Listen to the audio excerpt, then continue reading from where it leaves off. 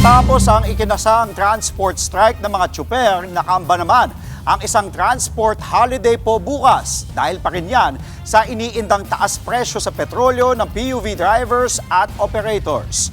Inanunsyo ni Alliance of Concerned Transport Organization o ACTO President na si Libay De Luna ang tigil pasada bukas. Layon umano nilang maiparating kay Pangulong Bongbong Marcos ang kanilang paghihirap at mga hinaing.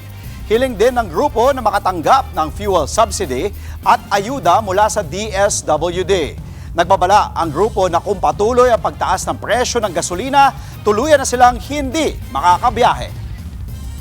Mga kapatid, Andre Felix po, iba na ang may alam at may pakialam sa panahon ngayon.